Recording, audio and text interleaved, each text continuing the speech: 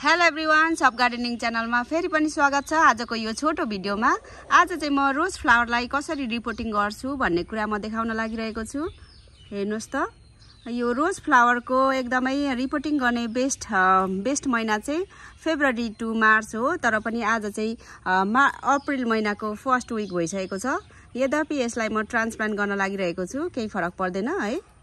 हेर्नुस् त, अनि रोज फुलको कटिङ गर्ने समय चाहिँ मे टु जुन र मे महिनादेखि जुन महिनासम्म चाहिँ यसलाई हामीले कटिङबाट ग्रो गर्न सक्छौँ।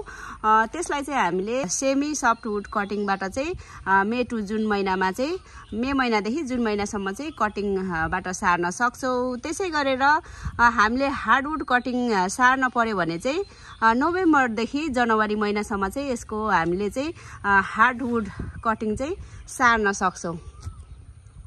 हेर्नुस् त, अब रोज फुल चाहिँ है विभिन्न कलर, विभिन्न हाइब्रिड, लोकलदेखि लिएर विभिन्न हुन्छ। अहिले मैले देखाइराखेको चाहिँ लोकल नै हो। सिधै अब म चाहिँ तपाईँहरूलाई यो रोज फुललाई चाहिँ कसरी रिपोर्टिङ गर्छु र कस्तो मल मिक्सरहरू चाहिँ माटो मिक्सर बनाउँछु त्यो देखाउन लागिरहेको छु है त। र साथीहरू, यहाँ चाहिँ मैले रेडी गरेको छु यो रोज फुलको लागि चाहिँ होइन, रोज ट्रान्सप्लान्ट यानि कि अर्कोमा सार्नको लागि चाहिँ मैले के रेडी गरेँ भन्दाखेरि यहाँ देख्न सक्नुहुन्छ बालुवा, अनि यो भुस, धानको भुस, अनि त्यो पल्लो चाहिँ पुरानो गाईबस्तुको मल हो। अनि यो चाहिँ गार्डन सोइल अनि बालुवा भनिहालेँ होइन। अनि यसमा चाहिँ म अन्य यो साफको फङ्गिसाइड छ, यसलाई पनि अलिकति म लगाउँछु। यो फङ्गिसाइडलाई पनि अलिकति मिक्स गर्दै मैले निस्केन अलिकति ल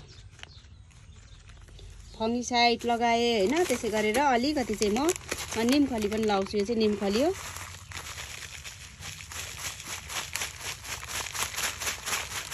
निमखली त्यसै गरेर यसमा म अलिकति बोन मिल पनि लगाउँछु। यो बोन मिल चाहिँ यस्तो छ यहाँनिर पोकामा।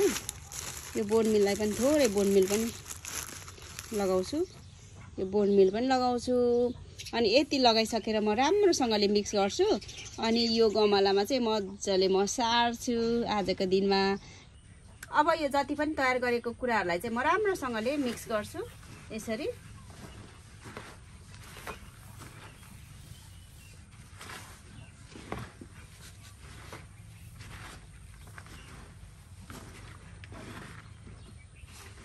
एकदमै मजाले मिक्स गर्ने सिम्पल तरिकाले नै म चाहिँ अलिकति अर्ग्यानिक टाइपले नै भनौँ न, आफ्नै बारीमा पाइने मलमाटोहरू नै विशेष गरेर गाईबस्तुको मलहरू नै रुचाउँछु म चाहिँ। यसरी मिक्स गरिसकेँ होइन साथीहरू, राम्रोसँग मिक्स गरेँ। यस्तो भयो। अनि यसमा चाहिँ अब यो तयार गरेको छु मैले। यो मुनि चाहिँ मैले यसरी उयो लगाएको छु। यो ड्रेनेज होल पनि राम्रो हुनुपर्छ पाल। अनि तल चाहिँ म यसरी यो इँटाको टुक्रा लगाउँछु। अनि यसमा फिलअप गर्छु सिधै।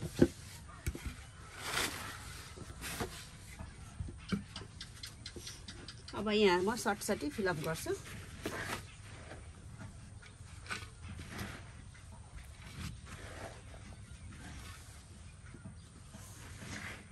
अब यति भयो होइन। यो ट्राई गर्छु कतिको ठिक हुन्छ। यति ठिकै होला जस्तो छ है।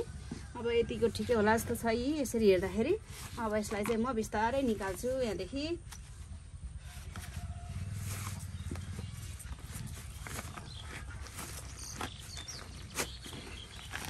यसलाई चाहिँ म बिस्तारै यसरी गरेर निकाल्छु। यसलाई रियुज गर्न सकिन्छ, त्यही भएर हेर्नुहोस् त। अब चाहिँ यसको मुनिको यसरी चाहिँ निकाल्दै आफै पनि निस्क्यो। अब सिधै म यसरी राखिदिन्छु अहिले चाहिँ। अनि फेरि यहाँ बाँकी रहेको अहिलेको माटो मिक्सरले नै यसरी फिलअप गर्दै जान्छु।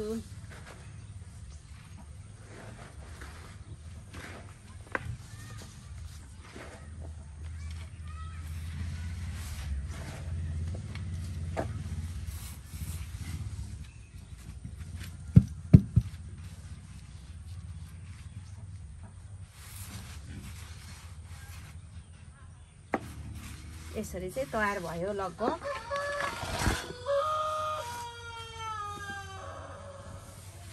हेर्नुहोस् त, हेर्नुहोस् त अब यो रेडी भयो। यो गुलाबको फुल मैले सारिसकेँ। अब चाहिँ यसलाई म पानी लगाउँछु। पानी लगाएर चाहिँ केही दिन चाहिँ म यही छाना जहाँ चाहिँ घाम पानीले भेट्दैन, डाइरेक्ट घाम पानीले, त्यहाँ चाहिँ म राख्छु केही दिनसम्म। यसरी नै हजुरहरूले पनि रिपोर्टिङ गर्न सक्नुहुन्छ, अथवा मैले चाहिँ यसरी गर्छु। अब यो रोज फुललाई त हामीले जमिनमै रोप्दा पनि एकदमै दामी हुन्छ हैन, अनि गमलामै पनि लाउन सक्छौँ यसरी विभिन्न तरिकाले, अथवा पोली ब्यागमै पनि, ठुलो ठुलो पोली ब्याग, ग्रो ब्यागमा पनि यसरी हामीले ग्रो गर्न सक्छौँ। अब ओके छ त आजको यो छोटो भिडियो हजुरहरूले हेरेर केही नयाँ बिगनर गार्डनर साथीहरूलाई चाहिँ हेल्पफुल भयो होला भन्ने आशा छ। Thanks for watching. अब आउँदो समयमा यसरी नै अन्य फुल तथा प्लान्टको भिडियो लिएर आउनेछु। त्यतिन्जेलसम्मको लागि bye bye everyone, see you next video.